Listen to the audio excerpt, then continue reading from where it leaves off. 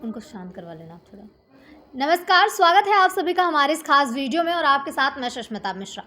गौ भक्त हिंदू की रक्षा करने वाले अनु चौधरी को पुलिस ने जिला बदर कर दिया है। गाजियाबाद के रहने वाले हैं ये और उन्हें वहां से पुलिस प्रशासन ने जिला बदर कर दिया है। इस पर एक हिंदू का क्या कहना है, आइए बात करते हैं और जानते हैं। बहुत बहुत स्वागत है विनय जी आपका हमारे इस चैनल में। बहुत बहुत शुक्रिया। जय श्री राम। मेरा नाम विनय हिंदू है।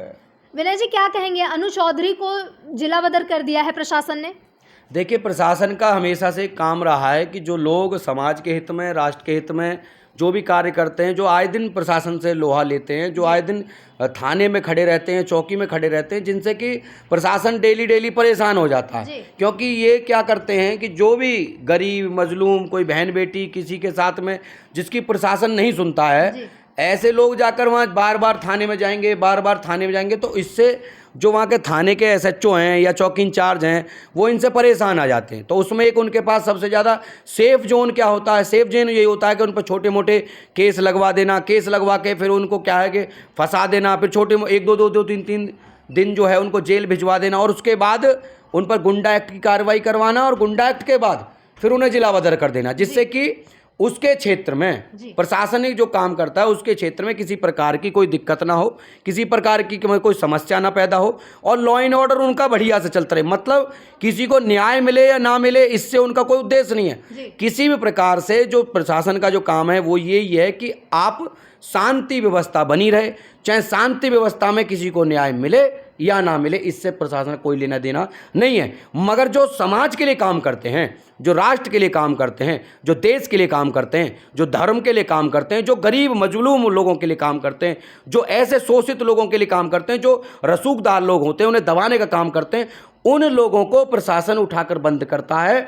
जिसका कारण सिर्फ और सिर्फ यही है कि यह लोग किसी भी प्रकार से उन लोगों को न्याय दिलाना चाहते हैं, किसी प्रकार से उन्हें जो कुछ भी जितनी शक्ति उनके अंदर है उस सारी शक्ति का उपयोग करके, क्योंकि इन्हें किसी प्रकार का लालच नहीं होता, ना समाज से लालच है कि कुछ समाज सहयोग करेगा, ना उन्हें सरकार से कोई लालच है कि सरकार उन्हें कोई पद प्रतिष्ठा देगी, ना उन्हें प्रशासन से कोई लालच है कि बीच में किसी प्रकार का आर्थिक रूप से लोगों की मध्यस्थता करवाकर कोई लालच के रूप में दलाली कर लें। इनका उद्देश्य सिर्फ और सिर्फ इतना ही है कि हम किसी भी प्रकार से इस गरीब मजलूम बेसहारा जो व्यक्ति है इसको न्याय दिलाएं। इनका काम ही यही है और इसीलिए प्रशासन परेशान होकर इन्हें जिला बदर कर देता है।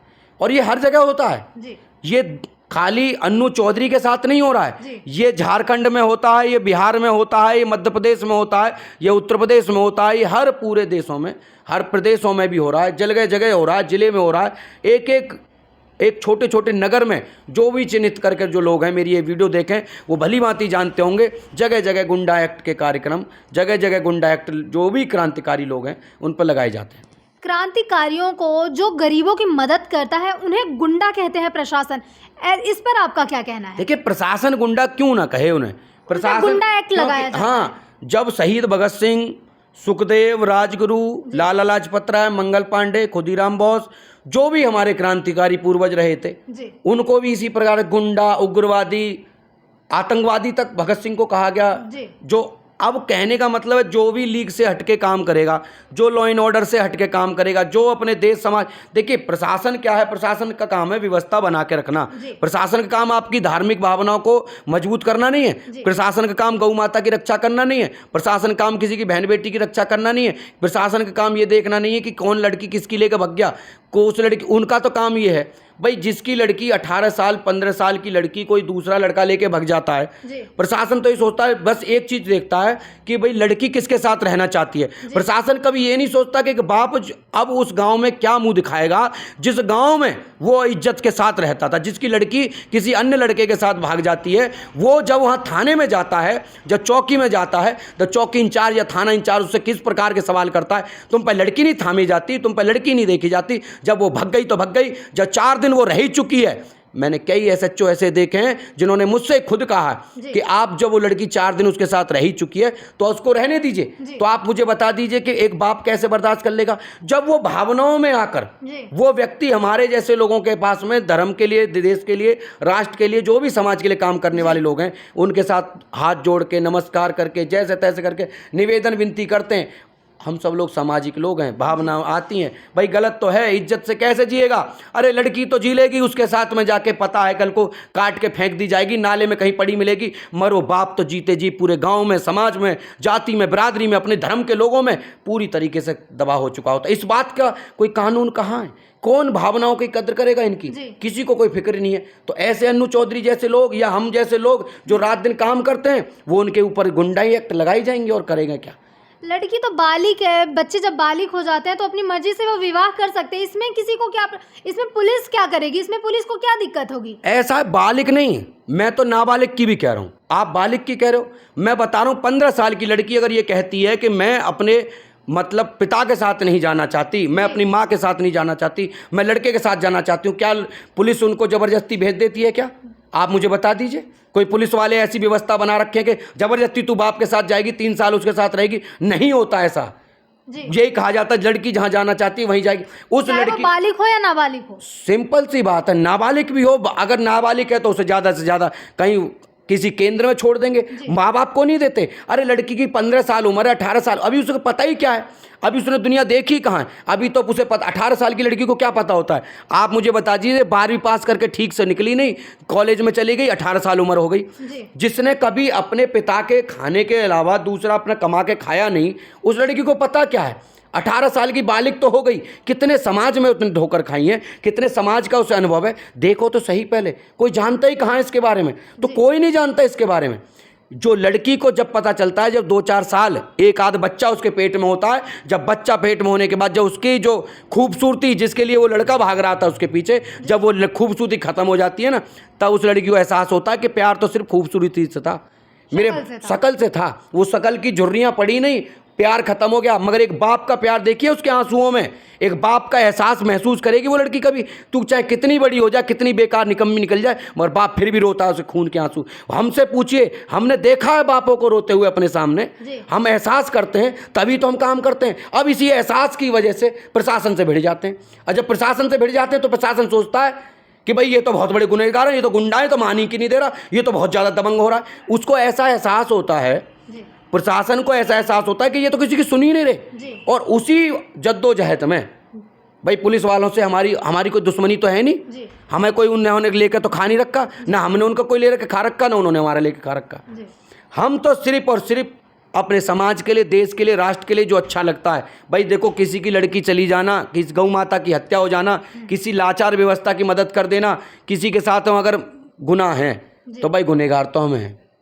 अगर हम ऐसे लोगों की मदद करते हैं, हम गुंडे हैं। अगर हम किसी को डकैती नहीं डाल रहे, हमने किसी को सताया नहीं, किसी का मर्डर नहीं किया उस अन्नू चौधरी ने, किसी का मर्डर नहीं किया, किसी के साथ लूटमारी नहीं की, किसी के घर में 10-12 लोग लेकर अन्नू चौधरी डकैती डालने नहीं गया, किसी के घर में गैंग बना के वो जो है किसी का हमला करके किसी की बहन बेटी की इज्जत नहीं लूटी, कभी किसी के साथ कुछ गलत नहीं किया उसने। मगर उसके बावजूद भी उस व्यक्ति को सिर्फ और सिर्फ इसलिए टारगेट किया जाता है क्योंकि वह गरीब लोगों की, मजलूम लोगों की, गौ माता की, अपने धर्म की आवाज़ उठा रहा है समाज में।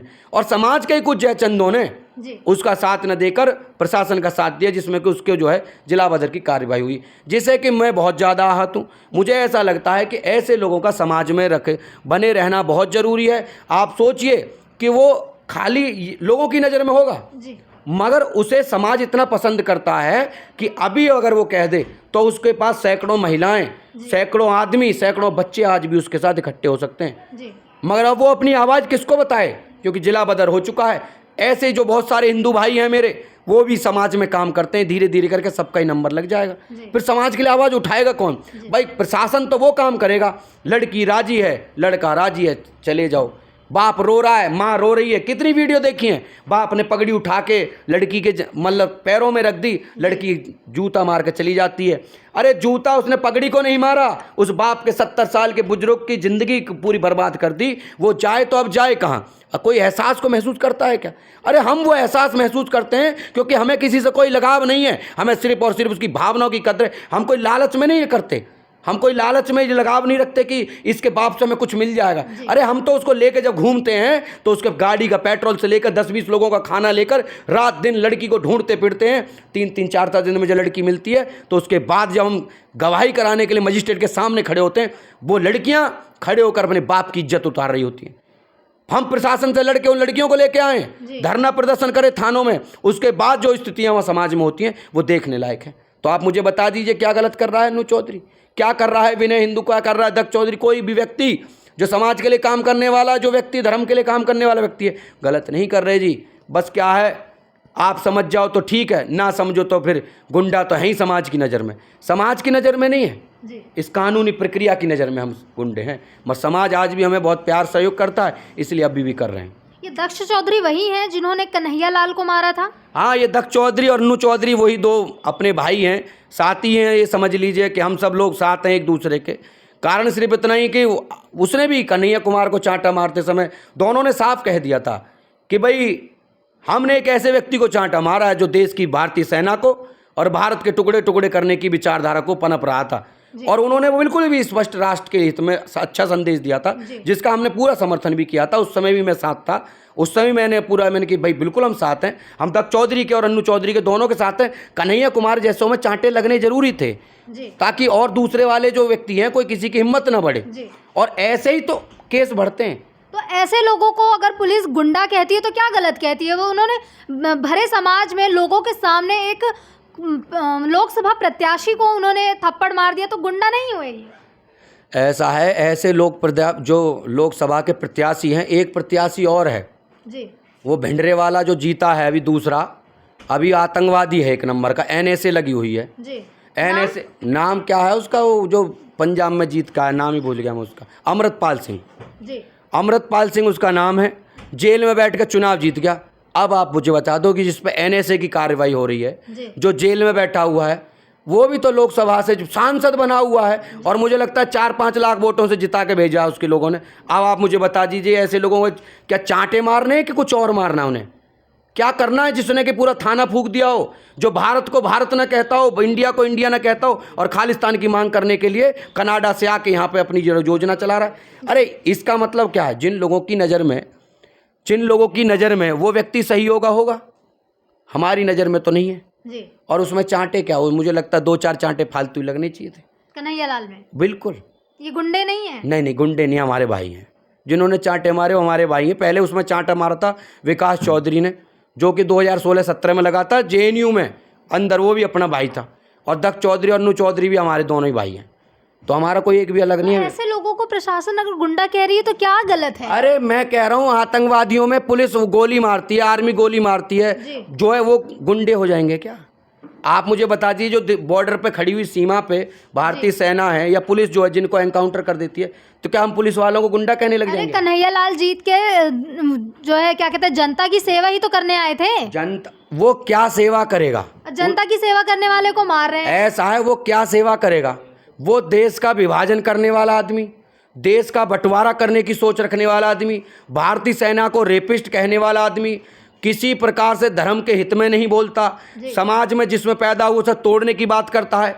एक धर्म के खिलाफ वो खुल के जहर उगलता है, दूसरे के खिलाफ उसके मुंह में से एक आवाज़ नहीं निकलती है। तो ऐसा आदमी क्या समाज का भला कर सकता है? वो किसी प्रकार जिस संविधान की दुहाई देता है उसी की धज्जियाँ उड़ाता रहता है आए दिन। भाई जिस संविधान में वो कहता है कि भाई सबको समान अधिकार है, उसी समान अधिकार के अंतर्गत वो एक हिंदू समाज की तो भावनाओं को रात दिन आहत करता रहता है, मगर दूसरे तरफ दूसरे लोगों के धर्म पे नहीं बोलता, क्योंकि उसने चुप्पी साज रखी है देश को बंटवाने की। तो ऐसे लोगों को चांटे लगते रहने चाहिए, और समय समय पे और भी लोगों में चांटे लगने की जरूरत है। तो चलिए मैं वापस अपने उसी मुद्दे पे आती हूँ। अनु चौधरी को लेकर के आगे आप लोगों की क्या कार्रवाई होगी? अनु चौधरी के साथ हम सब खड़े हैं। अनु चौधरी एक ऐसा भाई है जो समाज और धर्म के लिए, राष्ट्र के लिए कार्य कर रहा है, जिसके लिए हर हिंदू भाई को खड़े होना चाहिए। क्योंकि अगर आज वो व्यक्ति नहीं खड़ा हुआ, आज आप सब अनु चौधरी के साथ नहीं खड़े हुए, तो धीरे धीरे करके प्रशासन, चाहे आप हरियाणा में रहते सही, आप मध्य प्रदेश में रहते सही, झारखंड में हो या बिहार में हो या उत्तर प्रदेश के किसी भी जिले में हो, आपके साथ भी धीरे धीरे यही कार्रवाई होगी। क्योंकि प्रशासन उन लोगों को नहीं पनपने दे सकता जो कि, आप ये समझ लीजिए, सरकार के प्रशासन के दोनों के विरोध में जा सके। प्रशासन उन लोगों से तो मेलअप बना के चलता है जो सरकार के साथ में मेलअप बनाते हो या प्रशासन के साथ मिली भगत के साथ काम करते हो। ऐसे क्रांतिकारी जो किसी भी हद पे जाके समाज राष्ट्र के उत्थान में अपना जीवन न्यौछावर करने के भाव रखते हो, ऐसे लोगों को प्रशासन कभी बर्दाश्त ना पहले करता था, ना आज करता है, ना अंग्रेजों के टाइम में करता हुआ।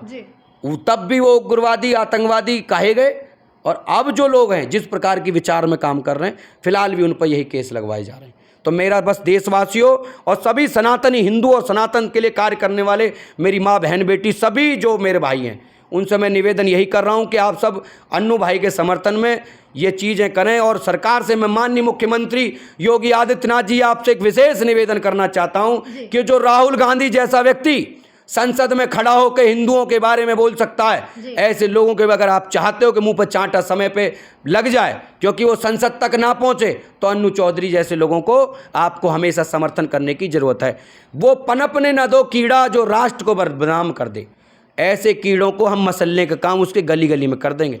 बस समय यही है कि आपका थोड़ा साथ चाहिए। प्रशासन से निवेदन है, थोड़ी सी नरमी हमारे साथ भी बरती जाए, क्योंकि ऐसा नहीं है कि हम आपके खिलाफ, आप भी हमारे भाई बहन हैं, सब हम आपके सब सहयोगी हैं, हम आपके साथ हमेशा रहते हैं। मगर आप अगर हमारा साथ नहीं दे सकते तो कम से कम एक बात जरूर आप भली भांति जानते हैं, दल्ले तो हम नहीं हैं, दलाल तो हम करते नहीं, किसी की बहन बेटी छेड़ी नहीं, किसी के साथ में गलत कुछ काम किया नहीं, डकैती डाली नहीं, मर्डर किया नहीं, समाज के लिए काम करते हैं। तो कम से कम इतनी तो रियायत आपकी तरफ से हो जाए कि भाई कम से कम ये जिला बदर वाली प्रक्रिया आपने जो अन्नू चौधरी के लिए की है वो आप उसे समाप्त करें। माननीय मुख्यमंत्री जी, आपके लिए भी हम सब लोगों के दिलों में बहुत ज़्यादा प्रेम और स्नेह है, क्योंकि आप हिंदू हृदय सम्राट हैं। आपने जीवन में सदैव हिंदुओं के हित की बात करी है। आप भी भली भांति जानते हैं गौ माता की रक्षा के लिए जब रात को जब ट्रकों पे गाड़ियां चलती हैं तो किस प्रकार से चीज़ें होती हैं। वो व्यवस्थाएं बना के जो काम करने वाले लोग हैं उनको क्या कहेंगे। अगर जिगरा लेकर प्रशासन से लड़ेंगे नहीं, थोड़ा बहुत प्रतिकार नहीं करेंगे, तो फिर भैया व्यवस्था तो बेकार हो ही जाएगी। और जो लोग आप चाहते हो कि संसद में जाकर प्रधानमंत्री खड़ा होकर, जब प्रधानमंत्री हमारे खड़े होकर राहुल गांधी का विरोध कर सकते हैं, तो हम भी यहाँ पे गली गली मोहल्लों में ऐसे लोगों को दफन कर देंगे। बस हमें प्रशासन और सरकार में बैठे हुए माननीय मुख्यमंत्री योगी आदित्यनाथ जी आपसे निवेदन कर रहे हैं कि जिला पर जो बदर की कार्रवाई है इसे समाप्त कीजिए। जय श्री राम। जिला बदर इन्होंने बोला, अन्नू चौधरी को जिला बदर कर दिया गया है। मैं आप सभी को बता देना चाहती हूँ, जिला बदर उसे कहते हैं जो जिले से या फिर गांव से, उस गांव से प्रशासन यानी कि पुलिस जो है उस इंसान को निकाल देती है जिसके ऊपर गुंडा एक्ट या फिर कोई भी केस होता है उसे। इसमें मैं इसकी जानकारी दे दूं, उन्हें 6 महीने के लिए जिला बदर किया गया है। मतलब वो गाजियाबाद के क्षेत्र में, जो भी गाजियाबाद पूरा क्षेत्र है, वो वहाँ 6 महीने नहीं रह सकते, वहाँ काम नहीं कर सकते। अब उन्हें अन्य किसी ज़िले में रहना पड़ेगा, जबकि उनकी ऐसी माली हालत नहीं है, आर्थिक रूप से कोई मजबूत भी नहीं है। तो अब आप मुझे बताइए कौन से ज़िले में जाकर रहने लग जाएं जहां उनका कोई मकान नहीं, दुकान नहीं, कोई प्रक्रिया नहीं, कैसे खाएंगे, कैसे पिएंगे। अब कोई भी आदमी कंप्लेंट करेगा, कोई भी आदमी शिकायत करेगा, पुलिस तो उसे बाध्य हो गई ना जेल भेजने के लिए। तो इस तरीके की जो जिला बदर की कार्रवाई 6 महीने के लिए है, 6 महीने तक उन्हें बाहर रहना पड़े। बहुत बहुत धन्यवाद विनय जी आपका। फिलहाल के लिए इस वीडियो में इतना ही। मुझे और विनय जी को दीजिए इजाज़त। नमस्कार।